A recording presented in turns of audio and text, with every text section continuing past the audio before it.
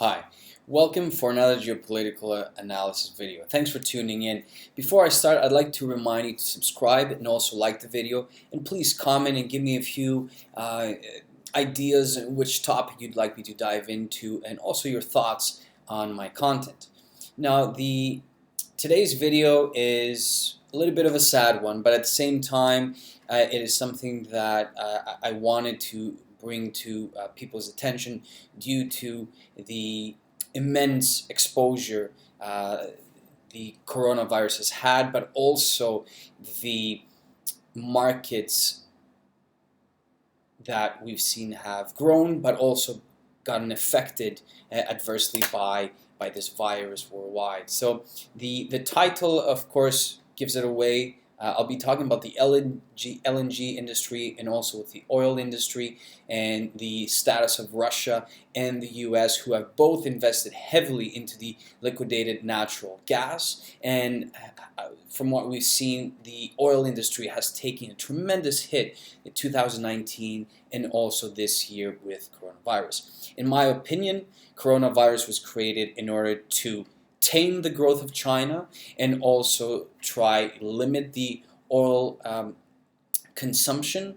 It is something that has been created deliberately. We've seen that the markets have adjusted beautifully to this, and there are also strong indications by doctors as well that this was a virus that was well known about and that it had escaped.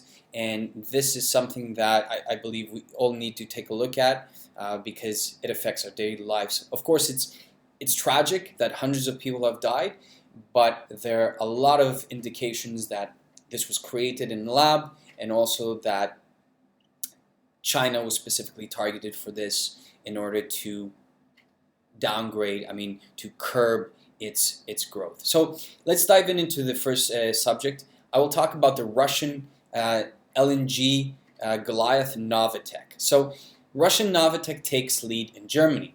World economy analysts overestimated the relationship with the US and Germany. Expectations were that the US would be the first to build an LNG terminal in Germany, but unfortunately that idea was shot down by the Russian energy company Novatek, which is also part of the 92 companies with the right to mine in the Arctic Circle.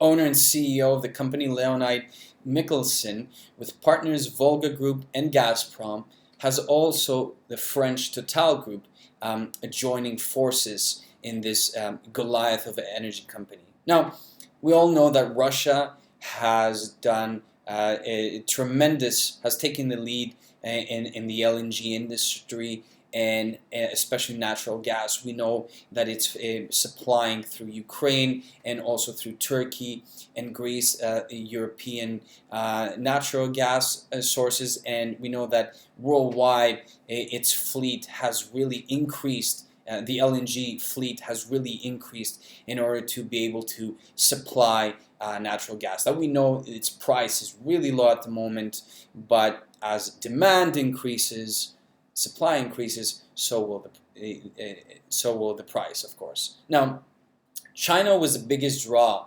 in the oil consumption. We know that every year it has, for the past decade or 2 decades, it has increased its oil consumption by 5%, and it's the first country worldwide to have this increase steadily the past few years. So all of a sudden it has dropped to nearly 300,000 barrels due to the virus. The whole thing has taken outrageous proportions to limit oil consumption and transportation in order to cut the growth of China. The focus is on natural gas, both from Russia and the US. So the fact that both Trump and Putin have invested billions of dollars in the LNG industry indicates that, again, this is a tremendous effort to bring this as a sole commodity and to really create a dent in the oil industry. I mean, it has taken a hit, especially after Soleimani's death, especially after Aramco's drone attack that we saw a few months back in 2019. And now with coronavirus, it has brought it to an even lower demand. So there's lots of money thrown in the LNG business. So this outbreak weakens transportation, consumption, trade, etc. Now, if we try to imagine for a second that all these markets, these huge commodities that are driving the world forward, are really the cornerstone, if you will, or the epitome of the global economy.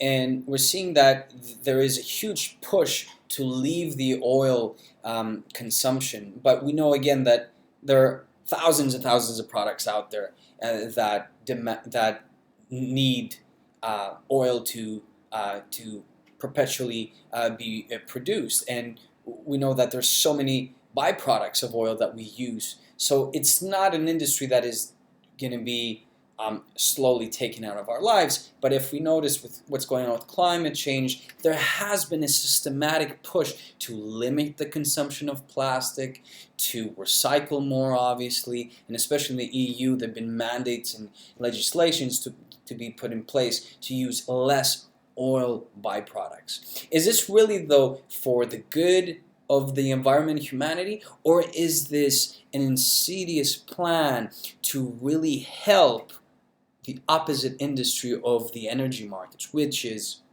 the LNG production and supply? So these are two things that are right now in conflict. We're not really seeing this with the naked eye, but if someone does a little bit of more analysis, they will understand that these two markets are colliding. So in the LNG sphere, we know that Greece and Japan are leading the race with the largest LNG carriers in the world. And Greece's recent contracts with ExxonMobil, Total, Eni, Edison, and also its own government company has constituted it a highly regarded player in the Eastern Mediterranean region. Thus, recent meeting with Trump and Mitsotakis has much to deliver in the next few years in the energy sector. We also know that the East Mediterranean pipeline and the construction of LNG terminals in Greece will leverage its geopolitical profile and status. So we see that there are a lot of key players in the LNG industry that are slowly gathering momentum because there is an agenda to subdue the oil production and also the production of its byproducts. Now, these are different pillars that we're seeing that are slowly aligning to unfold the new industry that is going to be the sole source of energy in the world. And natural gas is way cheaper. There have been found huge gas reserves in the Arctic. We've also noticed that there are lots of places in the world, especially the Mediterranean, that are having expectancy to produce and supply natural gas. We've seen the recent agreements between Russia and Ukraine, despite their differences, and for another contract.